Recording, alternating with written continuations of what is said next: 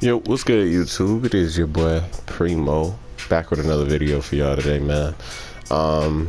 So basically, let's get into this video. What I'm gonna be telling y'all about is a method, the method that I use to max out my players.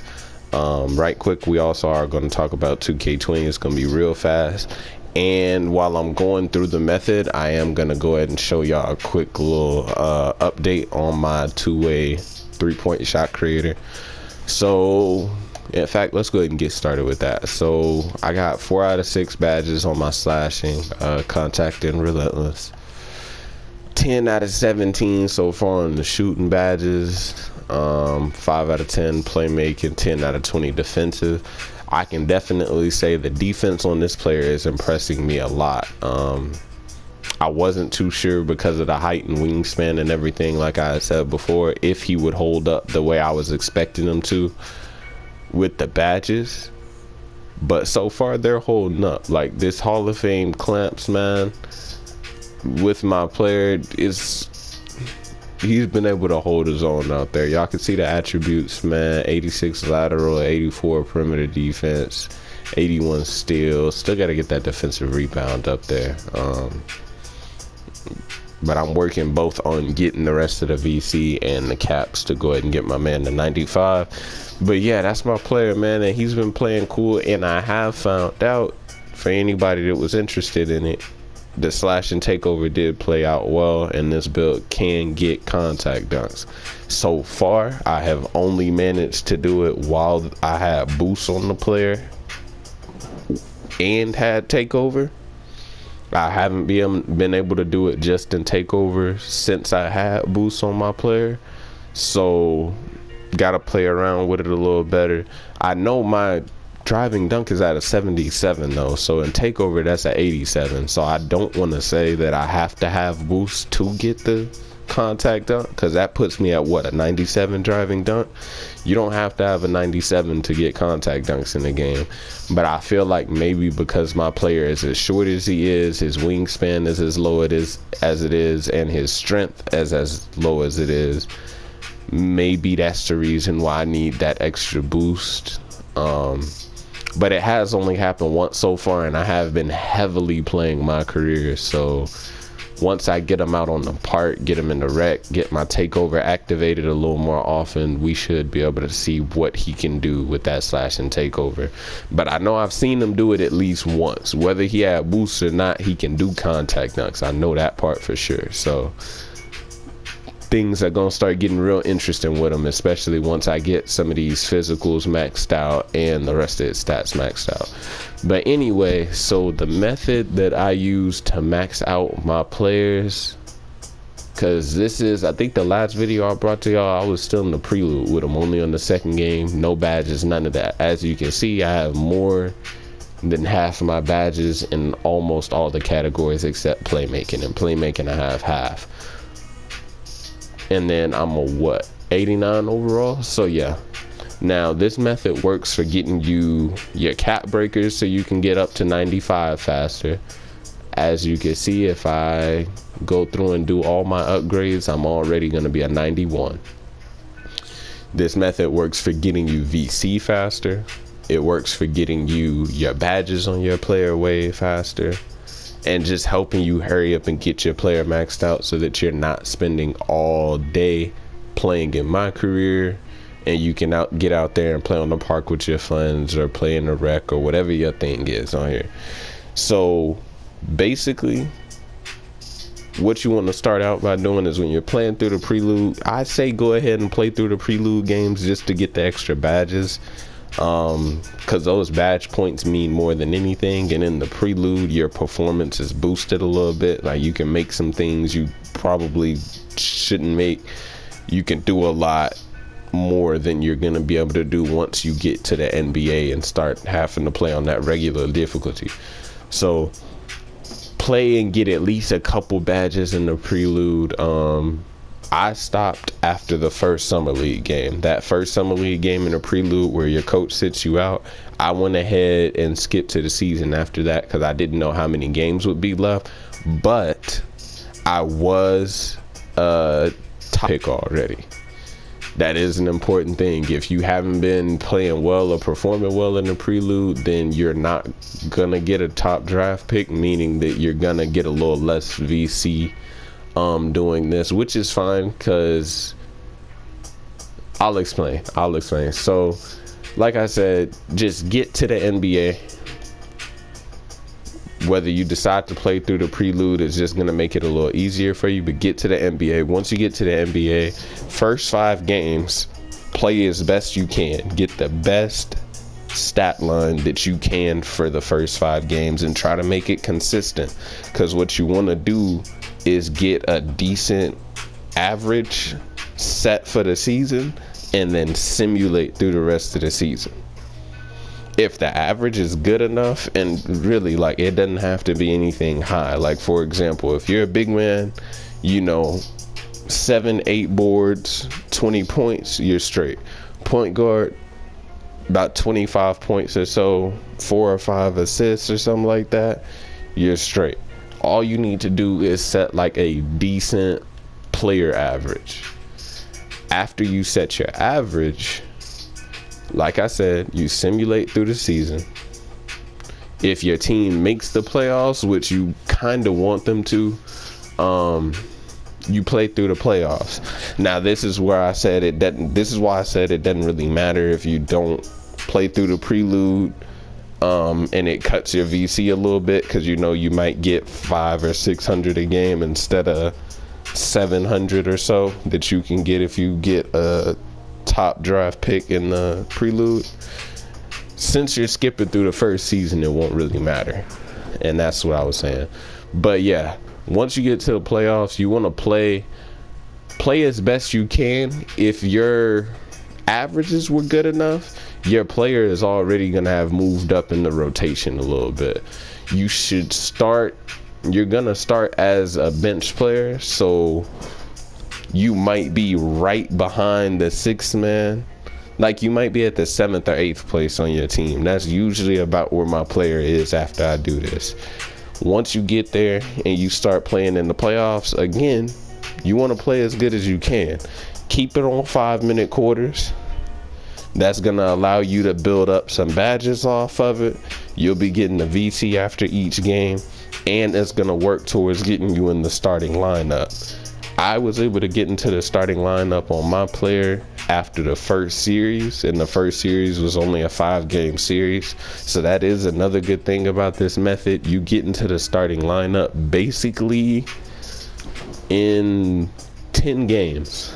I would say in 10 games or less, because you play the first 4 or 5, simulate, and then play through your first playoff series. And if you're playing decent enough, you should have been able to go ahead and beat the 6th man and be in the starting lineup.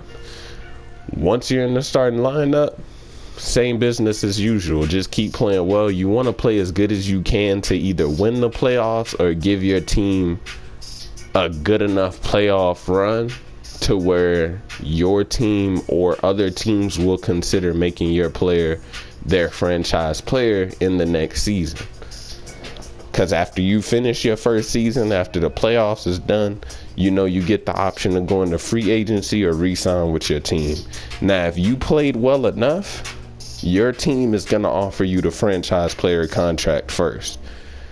More than anybody else, your team is, whatever team you're currently on, is going to offer it. But if you play decently enough, you can get other teams to offer you that contract as well. The reason why that's important is because if you started your player out on a team maybe you don't like, or maybe they made a crazy trade during the season and one of the big men you needed on your team is gone and things like that, if you play decently enough, you can get the franchise player contract from somebody else. But the reason that franchise player contract is so important is because it's going to give you max VC per game. It's going to give you the maximum amount of minutes that you're able to get per game. And it's going to put you straight into the starting lineup. So that means as soon as the next season starts, you're in the game from the beginning. You're in the starting lineup, so you're able to start working on getting your that jump shot creator, because you know you have to be in the starting lineup to get the jump shot creator, but you're also getting more playing time so that you're able to maximize your badge progress and your VC per game, which you getting, I think the max is 1,000. You're getting about 1,000 VC per game. So basically you're getting the best of everything you need from that right there. Now I would say at the beginning, if you play through the playoffs, you should have maybe not half your badges, but you should have a decent amount of badges for you to stay efficient. And the reason I say that is because a lot of people like tell you to make the quarters, the minutes on your quarters longer. I don't usually like to do that until I know that my player has a decent amount of badges. Like right now I'm on 12-minute quarters, but it's because, as you can see, like I said, I have more than half my badges. The reason why that's important is because if you go in and say you only have like 2 shooting badges and you're playing on 12-minute quarters, for shooting and finishing, your field goal percentage matters. If you're missing shots or missing layups and dunks, that's taking away from points that you could be getting towards your shooting or finishing badges. And if that's happening to you, you don't want to keep doing that game after game, because like you're basically hurting yourself. If you keep it on 5-minute quarters, since you're in the starting lineup, you're gonna get plenty of playing time already.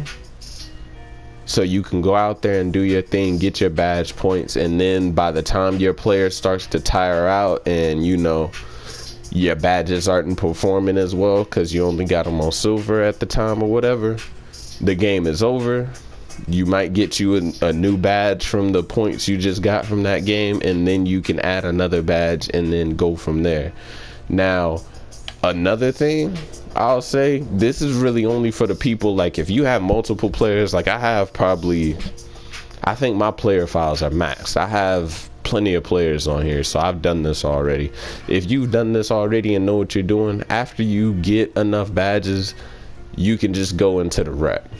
I definitely recommend the rec for people who, you know, like I said, once you're comfortable with your player, you still need to be able to be efficient, because same thing in the rec, field goal percentage matters. If you're in there shooting 10 for 38, you're gonna see it affect your badges. But if you can stay efficient, definitely go into the rec, because it's gonna be a little more fun. It's not gonna feel so time consuming, because yeah, the games are long, but it's nowhere near as boring as playing in my career, and your badge progress is almost doubled. 10 assists in my career is not the same as 10 assists in the rec. 10 assists in the rec might get you a playmaking badge. So if you can handle it, you can definitely go and play in the rec. But like I said, either way, that's my method that I use for my players to go ahead and get them maxed out. Usually, I've been playing on this player for not even a week now. Usually it doesn't take me any more than 2 weeks before I get a player maxed out, and it should be able to do the same thing for y'all, because I know everybody doesn't like going to go use people for badge grinding or to grind their build out to 95. A lot of people want to do it on their own so that they don't have to worry about any issues. So this was a nice little way to help you get it taken care of relatively fast. Now, lastly, before we do end the video, I did say we was going to talk a little bit about 2K20. So 2K made a little TikTok page and has been releasing information on there about the game. The only reason I'm not going to talk too much about it or make any videos on it yet is because it hasn't been any big news so far. They released the first little TikTok saying that they were going to be releasing information all week, but it turned out that information was some pictures of face scans, I guess. I think I've seen like Anthony Davis, and a few other players. Dude from the Heat, can't remember what his name is, but I seen like Anthony Davis and a few other players. And then they released the top 5 artists or just 5 random artists from the playlist that they're gonna have, the soundtrack they're gonna have on 2K20. Those aren't really news. Like, I guess it's something people hadn't seen and didn't know, but we know it's not the news everybody is waiting on. No, everybody is waiting to see. Well, I know a lot of you are waiting to see park information. Me personally, the first video y'all gonna see from me on 2K20 is gonna be when they release the cover athlete. Not because I care about who the cover athlete is at all. I mean, it'll be cool to see who it's gonna be, but it's not like that important. I'm only excited about the cover athlete because usually when 2K releases the cover athletes, that's when they release their pre-orders for the game. And just like any other time, when the pre-order for a game is out, it shows the description and everything on there, just as if it was a regular game. You know, you can go to the description and read what the game is about or whatever. So whenever they come out with those pre-orders, we're going to be able to see a little sneak peek of what we could be looking forward to in 2K20. Whatever the main selling points are usually going to be talked about or included in some kind of way in the description for the pre-order, and also in the pre-order bonuses. Now it's probably just going to be VC boosts or whatever these, well, that was a leak, but somebody made a leak about there being upgrades in the game or something like that. So maybe not so much the pre-order bonuses, it'll probably just be VC upgrades or boosts, whatever they want to call them, and then close and stuff like every other year. But at least in that description, there has to be some kind of news that we're gonna get from looking at that. So soon as that comes out, I'll definitely be bringing you guys a video on that. Until then, if you enjoyed this video, leave a like, of course, subscribe for more, and I'll see you guys soon with more news.